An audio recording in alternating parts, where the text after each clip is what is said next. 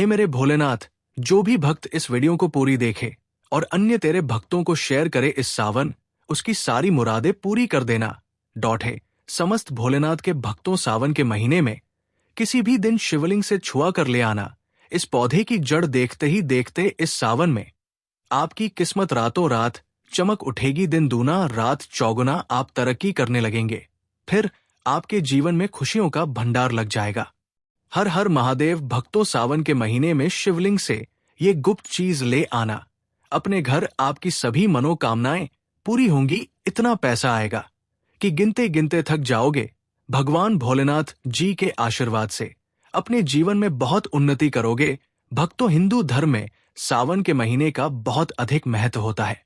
सावन का महीना हिंदू पंचांग का 5वां महीना होता है। ये महीना भगवान शिव को समर्पित होता है। इस महीने में शिव भक्त भगवान शिव की विधि विधान से पूजा अर्चना करते हैं और सावन के महीने के सोमवार का महत्व और भी अधिक होता है। इस माह में शिव की पूजा अर्चना करने से सभी मनोकामनाएं पूरी हो जाती है। धार्मिक मान्यताओं के अनुसार सावन के महीने में भगवान शिव और माता पार्वती की विधि विधान से पूजा करने भक्त की मनोकामना पूरी होती है। इसके साथ ही सावन के सोमवार व्रत रखने से भोलेनाथ की विशेष कृपा प्राप्त होती है। भक्तों, इस बार 11 जुलाई से सावन की शुरुआत होगी और 9 अगस्त को समाप्त होगा। इस सावन में 4 सोमवारी व्रत होगा। पहला सोमवारी व्रत 14 जुलाई को है, दूसरा 21, तीसरा 28 जुलाई और चौथा सोमवारी 14 जुलाई को है। 14 जुलाई को है, व्रत 4 अगस्त को है। कहा जाता है इस सावन के महीने में किसी भी व्यक्ति ने भगवान भोलेनाथ की थोड़ी सी भी पूजा साधना क्रिया कर ली तो उस व्यक्ति के जीवन की सभी मनोकामनाएं पूर्ण हो जाती है। उस व्यक्ति के जीवन के हर कष्ट खत्म हो जाते हैं और उस व्यक्ति के जीवन में धन आना शुरू हो जाता है। भक्तों, वीडियो आगे शुरू करें उससे पहले भगवान भोलेनाथ के सच्चे भक्त हमारे चैनल की इस वीडियो को लाइक अवश्य कर दें और कमेंट बॉक्स में हर हर महादेव सच्ची श्रद्धा से लिख दें, जिससे कि भगवान भोलेनाथ जी का आशीर्वाद आपको सीधे प्राप्त हो सके। भक्तों, आज की इस वीडियो में हम आपको बताएंगे कि सावन के दिनों में आपको भगवान भोलेनाथ के मंदिर जाकर के क्या क्या भगवान भोलेनाथ को अर्पित करना और वहां से वापस क्या लेकर के आना है, ताकि आपके घर की गरीबी, दरिद्रता, परेशानी, कष्ट दिखते हमेशा के लिए खत्म हो जाए। दूसरी तरफ आपके घर पर सुख, समृद्धि, यश, वैभव, ऐश्वर्य की आपको प्राप्ति हो। ध्यान रखिएगा भक्तों, सावन का माह का इंतजार हर व्यक्ति इसीलिए करता है ताकि उसको भगवान भोलेनाथ का आशीर्वाद मिल सके। कहा गया है कि देवों के देव भगवान भोलेनाथ अगर किसी भी व्यक्ति को आशीर्वाद दे दें तो उस व्यक्ति का साक्षात काल भी आकर कुछ नहीं बिगाड़ पाता है। इसीलिए आज की इस वीडियो में हम आपको बताएंगे कि कैसे आप सावन के दिन, जो बहुत ही पावन दिन है, इस दिन भगवान भोलेनाथ को प्रसन्न कर सकते हैं। कैसे आपको भगवान भोलेनाथ का आशीर्वाद प्राप्त हो सकता है और कैसे सावन के दिनों में शिवलिंग की आपको पूजा करनी है, वो भी खास उपाय करते हुए। कैसे आपको शिवलिंग पर क्या क्या चढ़ाना है और क्या क्या वहां से लेकर अपने घर पर वापस लेकर आना है, ताकि आपके घर पर अन्न और धन का भंडार कभी भी कम ना हो। देखिए भक्तों, आपके जीवन में कितनी ही बड़ी परेशानी हो, कितनी ही बड़ी दिक्कत क्यों ना हो, मान लीजिए आपके जीवन में धन की समस्या है, मान लीजिए आप नौकरी की प्राप्ति के लिए बहुत ही ज्यादा परेशान हो चुके हैं, आपके शत्रुओं ने आपको घेर लिया है, संतान की प्राप्ति आपको हो नहीं पा रही है, तो एक बात का ध्यान रखिएगा भक्तों, सावन का पावन दिन एक ऐसे दिन होते हैं जिस दिन कोई भी व्यक्ति अगर थोड़े से उपाय कर लेता है, भगवान भोलेनाथ की साक्षात पूजा कर लेता है, तो उस व्यक्ति की कितनी ही बड़ी मनोकामना हो, कितनी ही बड़ा कष्ट हो, वो खत्म हो जाता है और उसकी मनोकामना पूर्ण हो जाती है। भक्तों, मान लीजिए आपके ऊपर कोई दोष लगा हुआ है, जैसे वास्तु दोष, शनि दोष, प्राकृति दोष या कोई भी दोष लगा हुआ है, तो आपको सावन सोमवार के दिन थोड़ी सी पूजा करनी है और आपका दोष खत्म हो जाएगा। आपके जीवन से सभी परेशानियां चली जाएंगी और आपके जीवन में जो धन आना बंद हो गया था, उसका आगमन वापस शुरू हो जाएगा। मान के चलिए आपके जीवन में कभी भी कोई परेशानी नहीं रहेगी।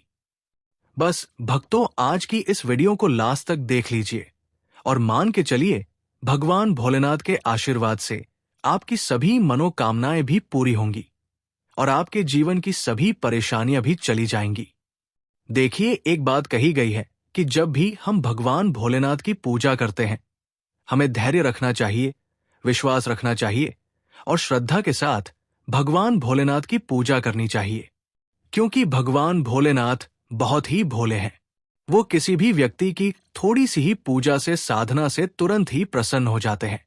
इसीलिए भक्तों, सावन सोमवार के दिन कुछ ऐसी चीजें हैं जो आपको अवश्य पता होनी चाहिए, क्योंकि सावन सोमवार के दिन अगर आप भगवान भोलेनाथ के सामने पूजा करने जा रहे हैं, तो मान के चलिए भक्तों, आपने अगर कोई गलती कर दी तो भगवान भोलेनाथ आपसे क्रोधित हो जाएंगे। और आपने सही तरीके से पूजा की होगी तो साक्षात आपको भगवान भोलेनाथ उसी दिन आशीर्वाद दे देंगे और उस दिन के बाद आपके जीवन में कभी कोई परेशानी नहीं आएगी। आपको हमें एक एक चीज बताने जा रहे हैं, इसलिए इस वीडियो को लास्ट तक देखिएगा। सबसे पहले आपको भगवान भोलेनाथ के मंदिर जाना होगा। ये जितने भी उपाय आपको बताए जाएंगे, ये मंदिर के उपाय होंगे। देखिए, होता क्या है कि कई लोग हमसे पूछते हैं कि गुरुजी, हमारे घर पर शिवलिंग है, क्या हम घर पर पूजा नहीं कर सकते हैं?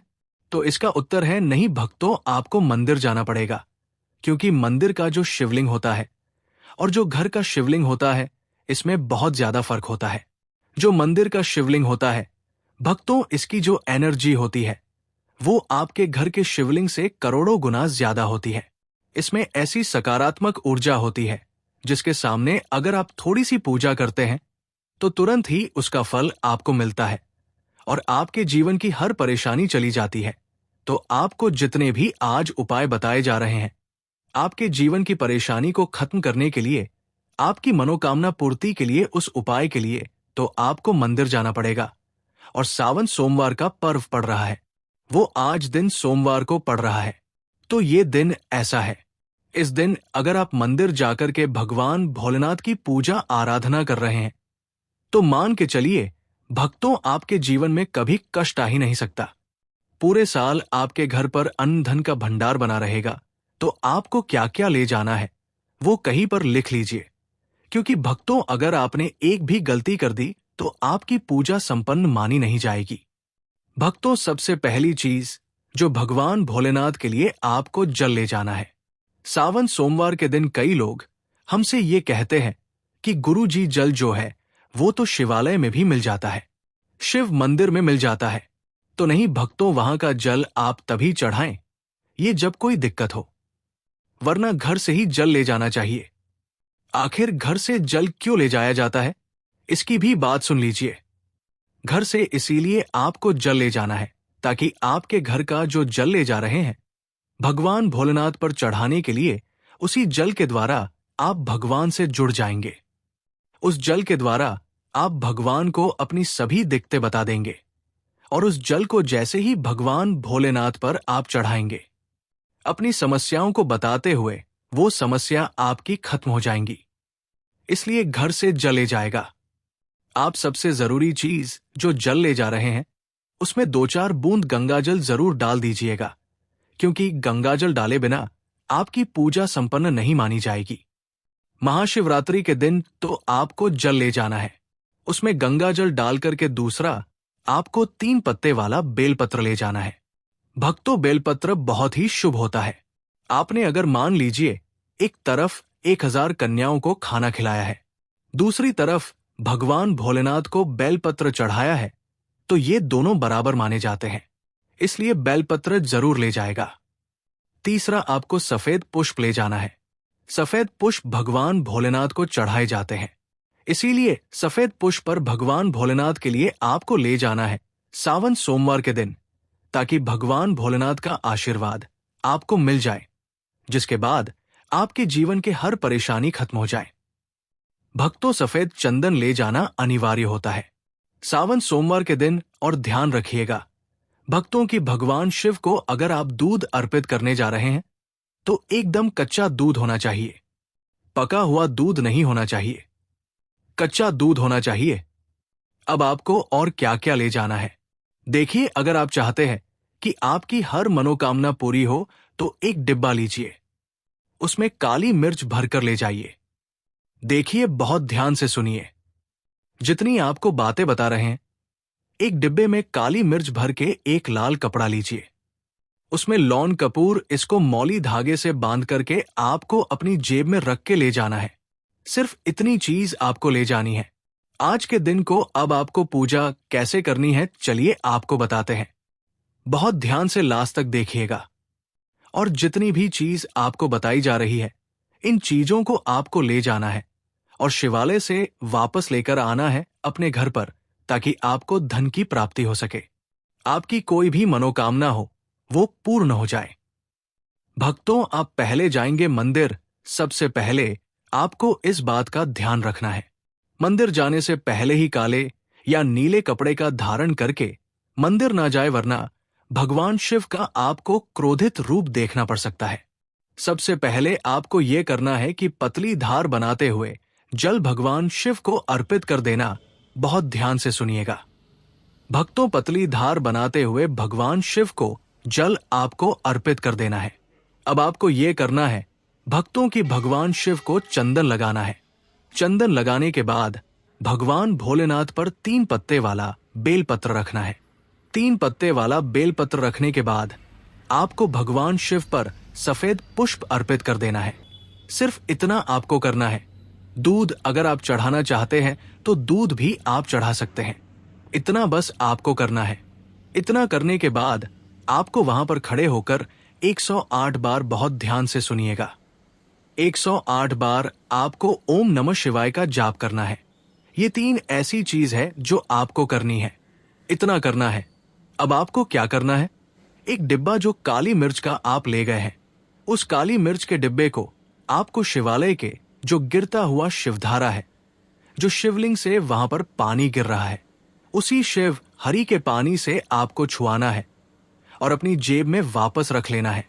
ये जो लाल पोटली आप ले गए हैं बंद करके लंग की, इसको भी छुआना है, वापस रख लेना है। अब आपको क्या करना है, जिस लोटे में पानी ले गए थे या जिस लोटे में भी आप दूध ले गए थे, उसमें आपको क्या करना है, आपको जो भगवान शिव का पानी वहां पर गिर रहा है, भक्तों ध्यान रखिएगा, शिवलिंग की जो पानी नीचे गिर रहा है, उसी पानी का थोड़ा सा पानी अपने लोटे में ले लेना है। ध्यान रखिएगा, जो आपने लोटे में पानी भरकर ले गए हैं, वो पानी वापस बचाना नहीं है, वो तो पूरा आपको भगवान शिव को अर्पित कर देना। जो शिवलिंग से पानी गिर रहा है, उस पानी को आपको अपने लोटे में वापस लेना है, आपको करना है। इतना आपने कर दिया। अब मान लीजिए पूरे साल आपके घर पर नकारात्मक शक्तियां नहीं आ पाएंगी। आपके घर पर कोई काला जादू, काली विद्या करवाने की कोशिश करेगा तो वो आपके घर पर नहीं कर पाएंगे।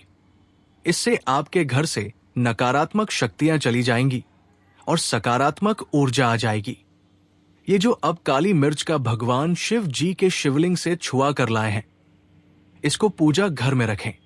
ये जो काली मिर्च का डब्बा है आपके पास, इसे कभी भी आप किसी शुभ कार्य के लिए निकले, जैसे मान लीजिए आप बिजनेस मीटिंग के लिए जा रहे हैं, नौकरी की प्राप्ति के लिए जा रहे हैं, काली मिर्च घर के मुख्य द्वार से पहले रख के उसको कुचलते हुए निकालिए मान के। चलिए, आपके काम में जो भी बाधा आने वाली होंगी, वो बाधाएं भगवान शिव के आशीर्वाद से अपने आप हट जाएंगी और आप जिस कार्य के लिए भी जाएंगे, उस कार्य में आपको सफलता मिलेगी। भक्तों, भगवान शिव का यहां पर आपको साक्षात आशीर्वाद मिलेगा। सावन सोमवार के दिन और आपके जीवन से हर परेशानी चली जाएगी। सावन सोमवार की रात आप अपनी सभी प्रकार के बुरी अनिष्ट शक्तियों से छुटकारा पा सकते हैं। जो लोग भोलेनाथ माता पार्वती की पूजा करना चाहते हैं, वो इस दिन अपने घर पर पारद का शिवलिंग रख लीजिए। अभिमंत्रित होना चाहिए। जो भी शिवलिंग आप रखें, अच्छे से उनको मंत्रों द्वारा भी अभिमंत्रित करके रखें। स्फटिक हो, नर्मदेश्वर शिवलिंग हो, कोई भी रखिए। अच्छे से उनको भोलेनाथ को अपने घर पर ही पूजन कीजिए। एक लोटा जल चढ़ाकर, क्योंकि मंदिरों में बहुत भीड़ भाड़ होती है और सावन सोमवार पर यही भीड़ का नजारा बहुत ही खूबसूरत लगता है। कोने कोने में शिव भक्त है।